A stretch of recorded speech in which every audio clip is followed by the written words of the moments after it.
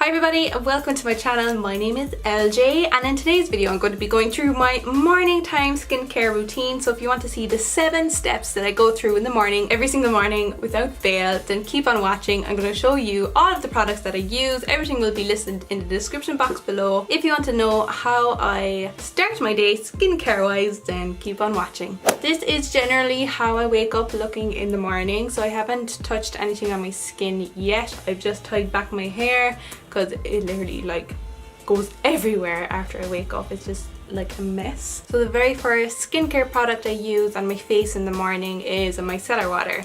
So I have been using the NIVEA MicellAIR water. This one is specifically for sensitive skin. It leaves 0% residue, 3-in-1 makeup remover. Effectively removes makeup, gently yet deeply cleanses, soothes and hydrates. So with micellar waters, you can just apply them all over the face. You don't need to rinse them off and they just give you a nice fresh feeling. What I just use cotton rounds. These ones are from Pennies and they are 75 cents each for a big massive roll of them. So I just pour out a good amount onto my cotton round and wipe it all over my face. Sometimes I wake up and my skin is like super shiny, oily looking, but I think that's just like from my night cream and my nighttime skincare routine. Sometimes it can be a little bit heavier for when I'm feeling a bit more dry. And don't forget to bring it down your neck to keep that area nice and hydrated. I've been looking after my neck quite a lot lately because I find that, you know, it is a little bit drier and a bit more textured than the rest of my body. And definitely in comparison to my face, it's not as soft at all. Okay, now I have my micellar like wiped over my face. It's nice and refreshing. It's nice and cooling on the face. Next, I'm going to move on to toner. So I know a lot of people say like toners are useless and there's no point to them and you could just skip the whole step. But I use toners for specific reasons, for specific ingredients. So throughout the video, you'll notice that I alternate between a lot of different products depending on my day. It's so hard to say what kind of skin type you have because I think it varies from week to week depending on the weather, what you've been eating, your hormones.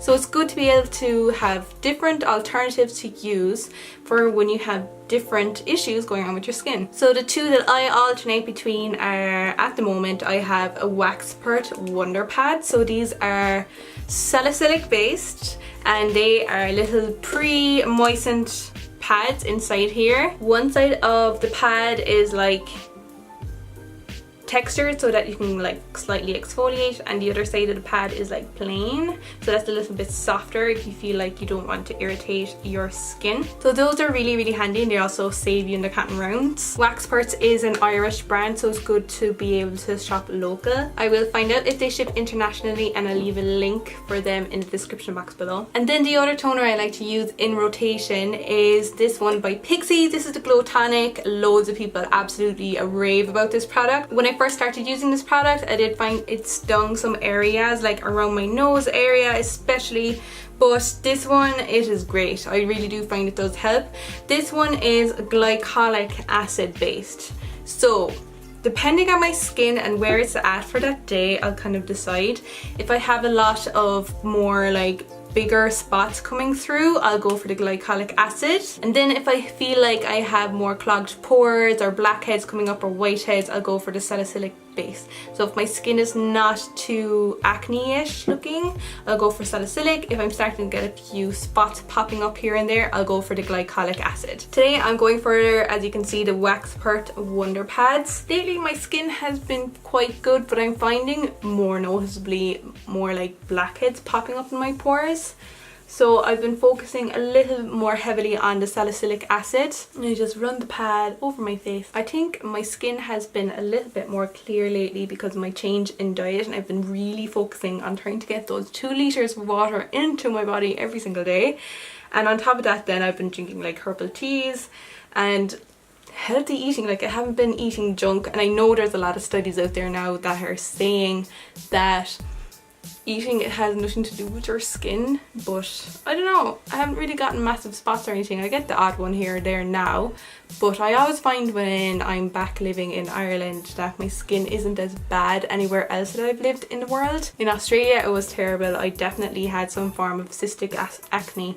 It was really bad. Canada it was more normal, and here in Ireland, living here, my skin tends to be a little bit more clear. It's probably because I'm just used to, I was growing up here, I was born here, and I'm used to the environment and the atmosphere here. Correct me if I'm wrong. Any dermatologists out there that can help me with that theory? I don't know. Okay, so now that we've cleansed with the micellar water, we've toned with the WAXPERTS Wonder Pads. Next, I am going to move on to eye cream. So the eye cream that I have, and I haven't been able to alternate because it's the only eye cream I have at the moment. This is the Marcelle Hydra-C eye cream. So it's great for hydrating underneath your eyes, and this one is only available in Canada and USA. Unfortunately, they don't ship international. They also carry my most favorite micellar water that I've ever used, and I can't get it here in Ireland, so it's kind of annoying. I like this because it has like a cold thing on top, like, well, it's metal, but it's going to be cold, so it's going to be nice and cooling. And then I just pat in with my fingers, and I'll use this finger because I don't have a nail on it. So what I was doing wrong before with eye cream is that I was just going from here all around like this, and then I got my skin analysed and they said I have dry under eyes right up to my lower lash line, so they advised me to apply the eye cream up to the lower lash line. The eye cream is, like, I always thought it would irritate my eyes, but eye cream is developed to be more for sensitive skin, so it's aware that it's in your eye area, and I like this one. I don't know if it makes much of a difference. I haven't really dabbled too much into eye creams, but this is nice and brightening and fresh. I don't really get puffy under eyes. I get more puffy up here in this area, so if I do feel extra puffy, I'll just use this metal thing and I'll just go like this for a few seconds on each side, and it just makes it feel a little bit lighter. Step number 4 to my morning time skin routine, I'm going to go on to serums. I have 2 serums that I like to alternate day by day, and they're both from the same brand. So it's the Institute Esthederm brand. So I know that you can get these in Beauty Bay here in Europe, and they're also available throughout the United States and all of North America. So I have 2 for 2 different reasons. So the first one that I have, and you can see it is almost empty. This is the vitamin E2. So this one is really good for more reactive skin. So if you saw earlier when I was like wiping my face, I do get quite red. And when my skin was analysed, it was analysed by Institute Esthederm at an event in Toronto. They said that I have very reactive skin around my chin area and my cheeks. So that means that I could have permanent redness later on in life, that I need to start looking after it. The vitamin E2 serum is going to help protect my skin against environmental factors and just like block out anything that's going to make that redness come any faster. The other serum that I have then is Hyaluronic. So the Hyaluronic one is great for hydrating the skin if you feel that your skin is starting to feel a little bit drier. So throughout the winter months, this is an absolute saver for me.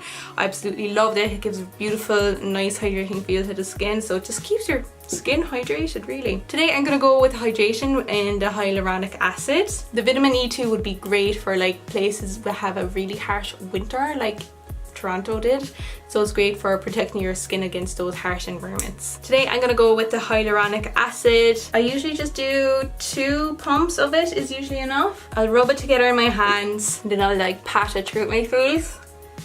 I find the hyaluronic acid one is a little bit more sticky in comparison to the E2, but that's okay. And I know sometimes I can be lazy and I can just rub, but they say, whoever they are, but they say it's better to like pat on your skincare instead of rubbing it.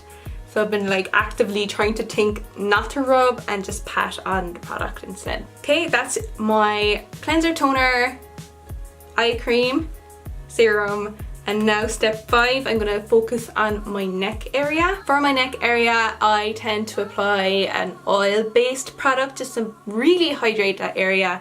I've been loving the Youthful Replenishing Facial Oil by number 7. So what I usually do is I'll get like a full syringe thing, whatever it's called, worth of that oil. Warm it up in my hands and I'll apply it down to my neck. And here I'm rubbing. And I'll apply it on my neck and onto my décolletage area. Décolleté, whatever, chest area. and I just rub that right in, and it feels nice and oily, and it does feel a little bit greasy, but it really soaks all in like within a few minutes, so you actually don't really feel the greasiness. It doesn't irritate or anything like that. This number 7 one is lovely. It's not too scented or anything. I find oils on my face, they don't sink in as well as they would in my neck area, so I just don't bother with oils on my face throughout the day, and I'd focus more on an oil-based product than for nighttime. Okay guys, we're almost there. We only have 2 steps left. I'm now going to move on to my moisturizer. I've been absolutely loving the Olay Whip Total Effects moisturizer that Olay have come out with. They have 3 different ones, and they also have this one with an SPF 25 in it as well.